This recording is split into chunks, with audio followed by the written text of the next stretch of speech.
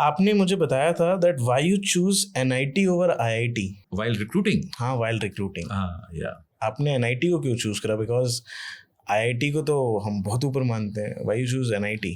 देखिए क्या होता है कि 2-3 कारण है। हमने आईआईटी वाले बड़े बहुत गौर से सुनेंगे इसको। अरे वाह, सुनने दीजिए।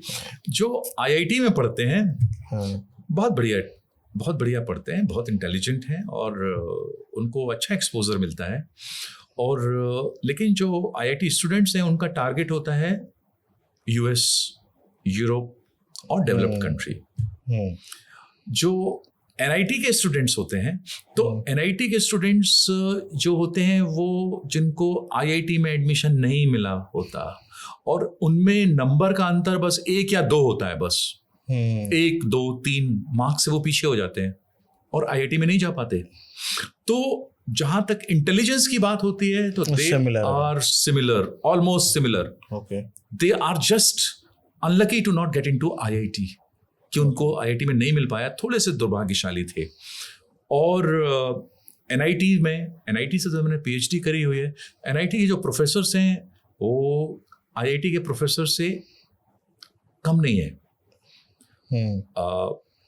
मैं ये कह रहा हूँ कि आईआईटी के प्रोफेसर शायद एनआईटी के प्रोफेसर से ज़्यादा अच्छे होंगे, लेकिन मैं ये भी कह रहा हूँ कि एनआईटी के प्रोफेसर आईआईटी के प्रोफेसर से ज़्यादा कम नहीं है, लगभग बराबर है। सिर्फ अपॉर्चुनिटी की बात है, वर्ल्ड एक्सपोजर, कंट्री एक्सपोजर, उसका अंतर होता है। और एनआईटी के बच्चे हम या आईआईटी से लें या एनआईटी से लें, हमको ट्रेनिंग तो देनी पड़ती है उनको।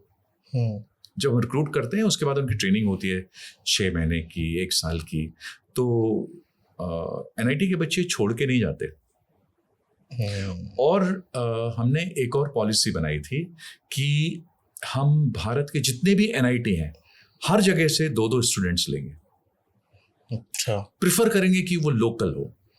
मतलब 2 कश्मीरी हैं, 2 हिमाचली हैं, 2 उत्तराखंड के हैं, 2 तमिलनाडु के हैं, 2 असम के हैं, 2 केरला के हैं, 2 मिजोरम के हैं, 2 बंगाल के हैं। तो कई बार क्या होता था, 2 नहीं हो पाते थे तो 1-1 लेते थे। तो एक बार तो ऐसा हुआ था कि पूरी ट्रेनिंग जो बैच था उसमें हर व्यक्ति अलग अलग भाषा का था। वो कॉमन लैंग्वेज में बात नहीं करते थे, उनके लिए कॉमन लैंग्वेज सिर्फ इंग्लिश और हिंदी थी और 2 लोग एक दूसरे की भाषा में समझने में असमर्थ थे। तो द रीज़न ये था कि डाइवर्सिफाई होना, डिफरेंट थॉट प्रोसेस होना। एक प्रॉब्लम होती है उसको हर व्यक्ति अलग अलग तरीके से अटैक करता है। उसके बाद यूनिटी इन डाइवर्सिटी। मैं चाहता था कि हमारे देश का हर क्षेत्रीय रिप्रेजेंटेशन उसमें हो, रीजनल रिप्रेजेंटेशन। तो वो मुझे मिलता था एनआईटी से। और ये पॉलिसी जो है, ये थॉट प्रोसेस ने हमको बहुत मदद करी है, क्योंकि हमारे जो एट्रिशन रेट होता है ना, जो लोग जॉब छोड़ के जाते हैं, क्लोज टू कई बार तो 0 रहा है कई सालों में, कई बार 1% रहा है, 2% रहा है। कई बार कई लोगों ने जाते जाते ये कहा है कि हम छोड़ के नहीं जाना चाहते थे, लेकिन हमारी मजबूरी है, क्योंकि मुझे अपने पेरेंट्स को देखना है या फैमिली कमिटमेंट है, इसलिए हम जा रहे हैं।